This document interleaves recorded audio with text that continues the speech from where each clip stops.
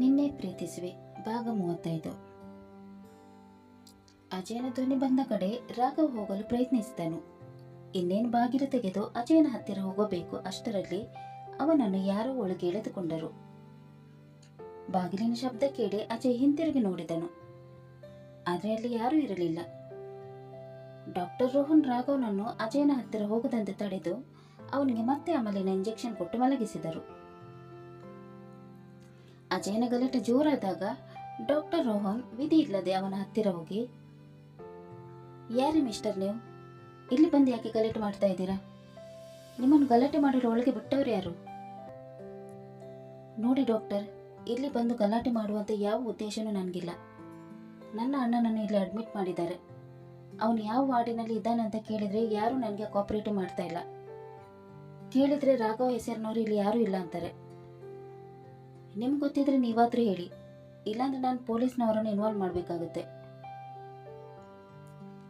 ಅಜಯನ ಮಾತು ಕೇಳಿದ doctor ರೋಹನ್ಗೆ ಗಾಬರಿಯಾಗಿ, police ಬಂದ್ರೆ ಪ್ಲಾನ್ ಎಲ್ಲ ಹಾಳಾಗಿ ಎಲ್ಲಿ ತಾನು ಈ ಕೇಸಲ್ಲಿ ತಗಲಾಕೊಳ್ಳುತ್ತಾನೋ ಅನ್ನೋ ಭಯದಿಂದ, ಅರೆ ನೀವು DC ರಾಘವ್ ಅವ್ರ ತಮ್ಮನ? ನನ್ಗೆ ಮೊದಲೇ ಹೇಳ್ಬೇಕಿತ್ತಲ್ವಾ? ಅವ್ರಿಗೆಲ್ಲ ಸರಿಯಾಗಿ ಇನ್ಫಾರ್ಮೇಶನ್ ಇಲ್ಲ ನಿಮ್ಮ ಅಣ್ಣ ಇಲ್ಲಿ ಅಡ್ಮಿಟ್ ಆಗಿರೋದು. ಅದು ಹೇಗೆ ಅವ್ರಿಗೆ ಗೊತ್ತಿಲ್ಲ? ನಮ್ಮ ಅಣ್ಣ ಅಡ್ಮಿಟ್ ಆದಾಗ ಎಂಟ್ರಿ ಮಾಡಿಲ್ವಾ? ಮಾಡಿದ್ದಾರೆ ಮಿಸ್ಟರ್. ಮೋಸ್ಟ್ಲಿ ಹೆಸರಲ್ಲಿ ಏನಾದರೂ ಮಿಸ್ಟೇಕ್ ಇರಬೇಕು, ಅದಕ್ಕೆ ಈ ರೀತಿ ಆಗಿರ್ಬೋದು. ಅದನ್ನು ನಾನು ಸರಿಪಡಿಸ್ತೇನೆ, ನೀವೇನು ಟೆನ್ಷನ್ ಮಾಡ್ಕೋಬೇಡಿ. ಅಣ್ಣನ ನೋಡೋಕೆ ಬಂದ್ರ? ಬನ್ನಿ, ಇಲ್ಲಿ ಅವರನ್ನು ಅಡ್ಮಿಟ್ ಮಾಡಿದ್ದು ಅಂತ ಹೇಳಿ ಅಜಯನನ್ನು ರಾಘವನ ಹತ್ತಿರ ಕರೆದುಕೊಂಡು ಹೋದರು. ರಾಘವನನ್ನು ನೋಡಿದ ಅಜಯನಿಗೆ ತುಂಬಾನೇ ಮರುಕ ಉಂಟಾಯಿತು. ಅವನ ಹತ್ತಿರ ಹೋಗಿ ಅವನನ್ನು ಎಬ್ಬಿಸತೊಡಗಿದನು. ಆದರೆ ಅವನು ಎದ್ದೇಳದೆ ಹೋದಾಗ ಅಜಯನಿಗೆ ಆತಂಕವಾಗಿ, ಡಾಕ್ಟರ್, ಅಣ್ಣ ಯಾಕೆ ಎದ್ದೇಳ್ತಾ ಇಲ್ಲ? ಅವನಿಗೆ ಏನಾಗಿದೆ? ಅವನು ಯಾಕೆ ಈ ಥರ ಮಲ್ಕೊಂಡಿದ್ದಾನೆ? ಏನಾದರೂ ಹೇಳಿ ಡಾಕ್ಟರ್. ಏನಂತ ಹೇಳಿ ಮಿಸ್ಟರ್? ನಿಮ್ಮ ಅಣ್ಣನಿಗೆ ಅವಾಗ ಹೋಗೋ ಹುಚ್ಚು ಜಾಸ್ತಿ ಆಗುತ್ತಾ ಇರುತ್ತೆ. ಅವರನ್ನು ಕಂಟ್ರೋಲ್ ಮಾಡೋದೇ ತುಂಬ ಕಷ್ಟ.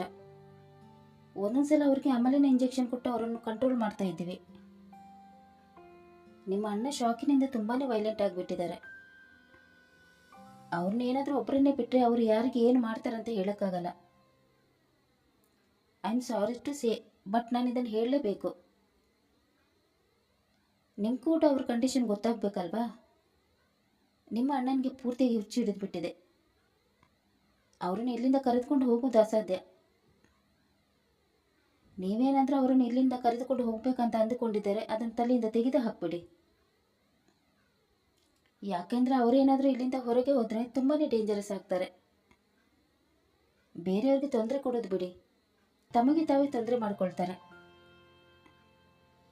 ಕೆಲವೊಮ್ಮೆ ಅವ್ರಿಗೆ ಜೀವನನೇ ಬೇಡ ಅಂತ ಅನ್ನಿಸಿ ಆತ್ಮಹತ್ಯೆ ಮಾಡಿಕೊಳ್ಳೋ ಸಾಧ್ಯತೆ ಇದೆ. ಮಿಕ್ಕಿದ್ದು ನಿಮಗೆ ಬಿಟ್ಟಿದ್ದು. ನೀವು ಏನು ಹೇಳ್ತೀರಾ ನಾನು ಅದನ್ನೇ ಮಾಡ್ತೀನಿ. ಅಲ್ಲ ಡಾಕ್ಟರ್, ಅಣ್ಣ ಸರಿಯಾಗಿ ಇದ್ದ, ಸಡನ್ ಆಗಿ ಯಾಕೆ ಈ ಥರ ಆಯಿತು? ಅವ್ರಿಗೆ ಮೊದಲಿನಿಂದಲೂ ಮಾನಸಿಕ ಕಾಯಿಲೆ ಇರಬೇಕಲ್ವಾ? ಹೌದು ಡಾಕ್ಟರ್, ಆದರೆ ಅವನು ಮೆಡಿಸಿನ್ ತಗೊಂಡು ಸರಿಯಾಗೇ ಇದ್ದ. ನೋಡಿ ಮಿಸ್ಟರ್, ಅವರ ಪ್ರೀತಿ ಪಾತ್ರರಾದವರು ಅವ್ರ ಕಣ್ಮುಂದೆ ತೀರಿ ಹೋದಾಗ ಈ ರೀತಿ ಮೆಂಟಲಿ ಶಾಕ್ ಆಗುತ್ತೆ. ಅವ್ರಿಗೆ ಸತ್ತವ್ರು ಎದುರಲ್ಲೇ ಇದ್ದ ಹಾಗೆ ಕಾಣಿಸುತ್ತೆ. ಅವರು ಪ್ರೀತಿ ಪಾತ್ರರಾದವರು ಅವ್ರ ಕಣ್ಮುಂದೆ ಕಾಣಿಸದಾದಾಗ ಅವ್ರು ತುಂಬಾನೇ ವೈಲೆಂಟ್ ಆಗಿಬಿಡ್ತಾರೆ. ನೀವೇನು ಟೆನ್ಷನ್ ಮಾಡ್ಕೋಬೇಡಿ, ನಾವು ನಿಮ್ಮ ಅಣ್ಣನ ತುಂಬಾನೇ ಚೆನ್ನಾಗಿ ನೋಡ್ಕೊಳ್ತೀವಿ. ಡಾಕ್ಟರ್, ನೀವು ಹೇಳ್ತಾ ಇರೋದು ನಿಜನಾ? ನನ್ನ ಅಣ್ಣ ಯಾವತ್ತೂ ಸರಿ ಹೋಗಲ್ವಾ? ಜೀವನ ಪರ್ಯಂತ ಇಲ್ಲೇ ಇರಬೇಕಾಗ್ತದೆಯಾ? ನಿಜನೇ ಹೇಳ್ತಾ ಇದ್ದೀನಿ ಮಿಸ್ಟರ್, ಅವ್ರ ಜೀವನ ಪರ್ಯಂತ ಇಲ್ಲೇ ಇರಬೇಕಾಗುತ್ತೆ. ಅವನು ಎಷ್ಟು ಹೊತ್ತಿಗೆ ಎಚ್ಚರವಾಗ್ತಾನೆ? ನಾನು ಒಂದ್ಸಲ ಅವನ ಜೊತೆ ಮಾತಾಡಬೇಕು. ಅವನ ಜೊತೆ ಮಾತಾಡಿ ಆದ್ಮೇಲೆ ನಾನು ಇಲ್ಲಿಂದ ಹೋಗೋದು. ಅಲ್ಲಿ ತನಕ ನಾನು ಇಲ್ಲೇ ಇರ್ತೀನಿ ಡಾಕ್ಟರ್ ಅಂತ ಹೇಳಿದಾಗ ಡಾಕ್ಟರ್ ರೋಹನ್ಗೆ ಭಯವಾಗಿ, ಇವನೇನಾದ್ರೂ ಇಲ್ಲೇ ಇದ್ರೆ ನಾವು ಇಷ್ಟ ತನಕ ಮಾಡಿದ ಪ್ಲಾನ್ ಎಲ್ಲ ಇವನ್ ಗೊತ್ತಾಗುತ್ತೆ. DCಗೆ ಎಚ್ಚರವಾದ್ರೆ ಅವನು ಎಲ್ಲ ವಿಷಯನ ಹೇಳ್ತಾನೆ. ಆಮೇಲೆ ನನಗೆ ಜೈಲಿಗತ್ತೆ. ಇಲ್ಲ, ಇವನನ್ನು ಹೇಗಾದ್ರೂ ಮಾಡಿ ಇಲ್ಲಿಂದ ಕಳಿಸ್ಬೇಕು. ಡಿ ಸಿ ಎಚ್ಚರ ಆಗೋದ್ರೊಳಗೆ ಇವನು ಇಲ್ಲಿಂದ ಹೋಗಬೇಕು ಅಂತ ಮನಸ್ಸಿನಲ್ಲಿ ಅಂದುಕೊಂಡವರು, ಮಿಸ್ಟರ್, ನಿಮ್ಮ ಹೆಸರು ಗೊತ್ತಾಗಿಲ್ಲ. ಡಾಕ್ಟರ್, ನನ್ನ ಹೆಸರು ಅಜಯ್ ಅಂತ. ನೋಡಿ ಮಿಸ್ಟರ್ ಅಜಯ್, ಅವ್ರು ಎಷ್ಟು ಹೊತ್ತಿಗೆ ಎಚ್ಚರ ಆಗ್ತಾರೆ ಅಂತ ಹೇಳಕ್ಕಾಗಲ್ಲ. ಒಂದೊಂದ್ಸಲ 6-7 ಗಂಟೆವರೆಗೂ ಎಚ್ಚರ ಆಗಲ್ಲ. ನೀವು ಅವ್ರಿಗೋಸ್ಕರ ಕಾಯೋದು ಸರಿಯಲ್ಲ ಅನ್ಸತ್ತೆ. ನಿಮಗೂ ಬೇರೆ ಕೆಲಸ ಇರಬೇಕಲ್ವಾ? ನೀವು ಹೊರಡಿ. ನಿಮ್ಮ ಅಣ್ಣನನ್ನು ನಾನು ಚೆನ್ನಾಗಿ ನೋಡ್ಕೊಳ್ತೀನಿ. ಇಲ್ಲ ಡಾಕ್ಟರ್, ನಾನು ಅವನ ಜೊತೆ ಮಾತನಾಡಿಕೊಂಡೇ ಹೋಗೋದು. ಎಷ್ಟೊತ್ತಾದರೂ ಪರವಾಗಿಲ್ಲ, ನಾನು ವೆಯ್ಟ್ ಮಾಡ್ತೀನಿ ಅಂತ ಹೇಳಿದಾಗ ಡಾಕ್ಟರ್ಗೆ ಏನು ಮಾಡಬೇಕೆಂದೇ ತೋಚದಾಯಿತು. ಅಜಯ್ ರಾಘವ್ ಎದ್ದೇಳೋ ತನಕ ಕಾಯತೊಡಗಿದನು. ನನ್ನ ಕತೆ ಮುಗೀತು ಇವತ್ತು ಅಂತ ಡಾಕ್ಟರ್ ಅಂದುಕೊಳ್ಳುತ್ತಿರುವಾಗಲೇ ಅಜಯನಿಗೆ ಕಾವ್ಯ ಇದ್ದ ಹಾಸ್ಪಿಟಲ್ನಿಂದ ಕಾಲ್ ಬಂದು ಮಾತನಾಡತೊಡಗಿದನು. ಹಲೋ ಅಜಯ್ ಅವರೇ, ಎಲ್ಲಿದ್ದೀರಾ? ನೀವು ಈಗಲೇ ಹಾಸ್ಪಿಟಲ್ಗೆ ಬರಬೇಕಾಗುತ್ತೆ. ನಿಮ್ಮ ಅತ್ತಿಗೆಗೆ ಅರ್ಜೆಂಟಾಗಿ ಒಂದು ಇಂಜೆಕ್ಷನ್ ಬೇಕು. ಅದು ನಮ್ಮ ಹಾಸ್ಪಿಟಲಲ್ಲಿ ಖಾಲಿಯಾಗಿದೆ. ನೀವು ಬೇಗ ಬಂದು ಬೇರೆ ಕಡೆಯಿಂದ ಇಂಜೆಕ್ಷನ್ ಅನ್ನು ತಗೊಂಡ್ಕೊಂಡು ಬನ್ನಿ. ಆಯಿತು ಡಾಕ್ಟರ್, ಈಗಲೇ ಬಂದೆ ಅಂತ ಹೇಳಿ ಅವನು ಡಾಕ್ಟರ್ ರೋಹನ್ ಅವರ ಹತ್ತಿರ ಬಂದು, ಡಾಕ್ಟರ್, ನಾನು ಆಮೇಲೆ ಬರ್ತೀನಿ, ಈಗ ಸ್ವಲ್ಪ ಕೆಲಸ ಇದೆ, ಆಮೇಲೆ ಬಂದು ನಾನು ಅಣ್ಣನನ್ನು ಮಾತಾಡ್ಸ್ಕೊಂಡು ಹೋಗ್ತೀನಿ. ಓ ಶೋರ್ ಮಿಸ್ಟರ್ ಅಜಯ್, ನೀವು ಆಮೇಲೆ ಬನ್ನಿ. ಅಷ್ಟೊತ್ತಿಗೆ ನಿಮ್ಮ ಅಣ್ಣನಿಗೆ ಪ್ರಜ್ಞೆ ಬಂದಿರುತ್ತೆ. ಓಕೆ ಡಾಕ್ಟರ್, ಆಮೇಲೆ ಸಿಗೋಣ ಅಂತ ಹೇಳಿ ಅಜಯ್ ಅಲ್ಲಿಂದ ಕಾವೇರಿದ ಹಾಸ್ಪಿಟಲ್ಗೆ ಹೋದನು. ಅಜಯ್ ಅಲ್ಲಿಂದ ಹೋದ ಮೇಲೆ ದೀರ್ಘವಾಗಿ ಉಸಿರು ಎಳೆದುಕೊಂಡ ಡಾಕ್ಟರ್ ರೋಹನ್, ಹಬ್ಬ, ಕೊನೆಗೂ ಹೋದ. ಇವನೇನಾದ್ರೂ ಇಲ್ಲೇ ಇದ್ದಿದ್ರೆ ನಮ್ಮ ಬಂಡವಾಳ ಎಲ್ಲ ಬಯಲಾಗ್ತಾ ಇತ್ತು.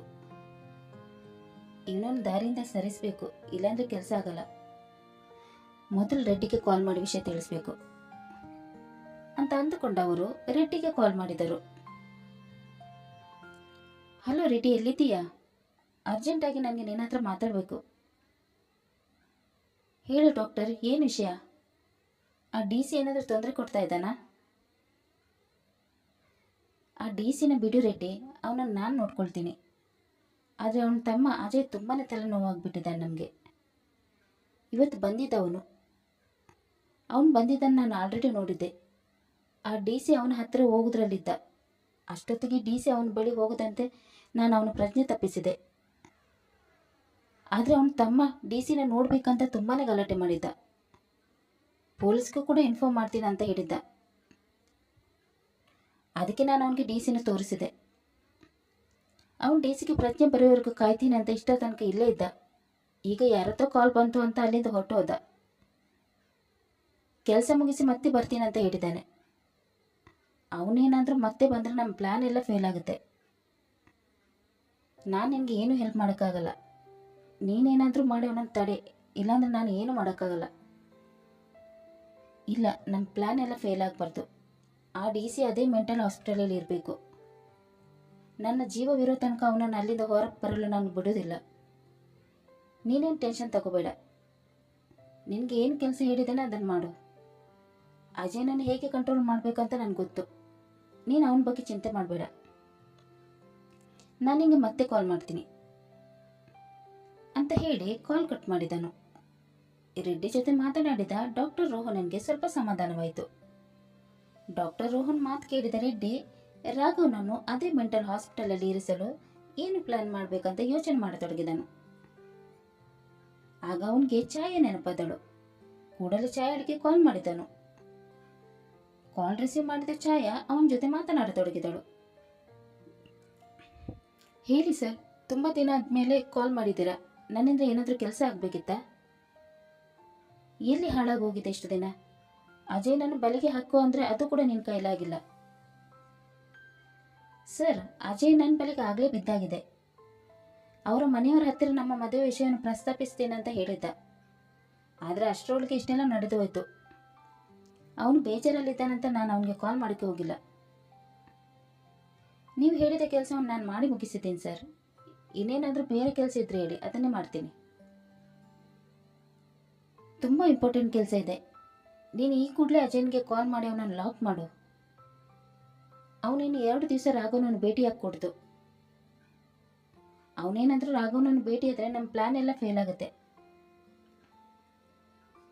ಸರಿ ಸರ್, ನೀವು ಹೇಳಿದ ಹಾಗೆಯೇ ಮಾಡ್ತೀನಿ. 2 ದಿವಸ ಏನು, ಅವನು ರಾಘವನ ಹತ್ತಿರ ಹೋಗಲೇಬಾರ್ದು, ಆ ರೀತಿ ವ್ಯವಸ್ಥೆ ಮಾಡ್ತೀನಿ. ಮೊದಲು 2 ದಿವಸ ಅವನನ್ನು ತಡೆ, ಆಮೇಲೆ ಮಿಕ್ಕಿದ್ದು ನೋಡೋಣ. ನೀನೇನಾದರೂ ಅವನನ್ನು ತಡೆಯಲಿಲ್ಲ ಅಂದರೆ ನನ್ನ ಉಗ್ರ ರೂಪವನ್ನು ನೋಡಬೇಕಾಗುತ್ತೆ.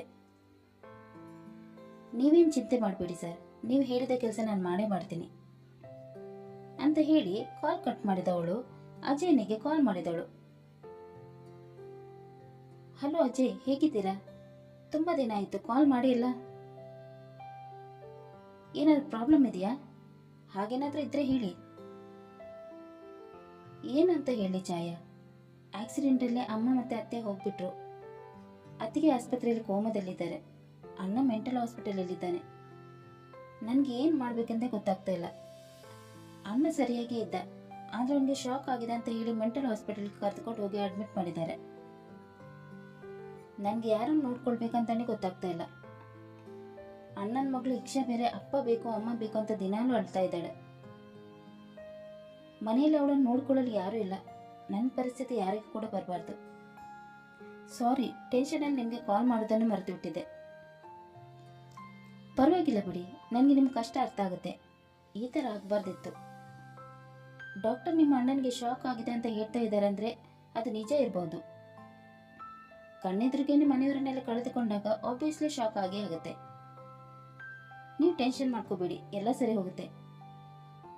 ಡಾಕ್ಟರ್ ಏನು ಹೇಳ್ತಾರೋ ಅದನ್ನು ಕೇಳಿ, ಆಗ ನಿಮ್ಮ ಅಣ್ಣನೂ ಸರಿ ಹೋಗ್ತಾರೆ. ನೀವು ತಪ್ಪು ತಿಳಿದುಕೊಳ್ಳಲಿ ಅಂದರೆ ನಾನು ಒಂದು ವಿಷಯ ಹೇಳಬೇಕಂತ ಅಂದ್ಕೊಂಡಿದ್ದೀನಿ. ಈ ಸಮಯದಲ್ಲಿ ಇಂಥ ವಿಷಯ ಹೇಳೋದು ಎಷ್ಟು ಸರಿ ಅಂತ ಗೊತ್ತಿಲ್ಲ, ಆದರೂ ಹೇಳಬೇಕಂತ ಮನಸ್ಸಾಗ್ತಾ ಇದೆ. ಹೇಳ ಹೇಳಿ ಛಾಯಾ, ಅದೇನು ಅಂತ. ಇಕ್ಷಳನ್ನು ನೋಡ್ಕೊಳ್ಳೋಕೆ ಯಾರಾದರೂ ಬೇಕು. ನೀವು ಯಾವಾಗಲೂ ಮನೇಲಿ ಇರೋಕ್ಕಾಗಲ್ಲ ಅಲ್ವಾ? ಎಷ್ಟು ಅಂತ ಒಬ್ಬರೇ ಒದ್ದಾಡ್ತೀರಾ? ನಿಮಗೋಸ್ಕರ ಅಲ್ಲದಿದ್ರೆ ನಿಮ್ಮ ಅಣ್ಣನ ಮಗಳಿಗೋಸ್ಕರ ಮದುವೆ ಆಗಿಬಿಡಿ. ನೀವು ಯಾವಾಗ ಹೇಳ್ತಿರೋ ನಾನು ಆವಾಗ ಮದುವೆ ಆಗೋಕ್ಕೆ ರೆಡಿ. ಈಗಲೇ ಮದುವೆ ಆಗಂದ್ರೆ ಈಗಲೂ ಕೂಡ ರೆಡಿಯಾಗಿದ್ದೀನಿ. ನೀವು ಈ ರೀತಿ ಇರೋದನ್ನು ನನ್ನಿಂದ ನೋಡೋಕ್ಕಾಗ್ತಾ ಇಲ್ಲ. ನಾನು ಈಗಲೇ ನಿಮ್ಮ ಮನೆಗೆ ಬರ್ತಾ ಇದ್ದೀನಿ. ನಾವು ಇವತ್ತೇ ಮದುವೆ ಆಗೋಣ. ಕತೆ ಮುಂದುವರಿಯುವುದು.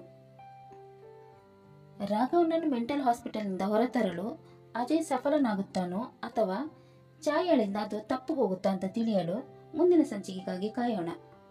ಅಲ್ಲಿ ತನಕ ಈ ಕತೆ ನಿಮಗೆ ಇಷ್ಟವಾದಲ್ಲಿ ಲೈಕ್ ಮಾಡಿ, ಶೇರ್ ಮಾಡಿ ಮತ್ತು ಸಬ್ಸ್ಕ್ರೈಬ್ ಮಾಡೋದನ್ನು ಮಾತ್ರ ಮರಿಬೇಡಿ. ಹಾಗೆ ಕತೆ ಹೇಗಿದೆ ಅಂತ ಕಮೆಂಟ್ ಬಾಕ್ಸಲ್ಲಿ ತಿಳಿಸಿ. ಧನ್ಯವಾದಗಳು.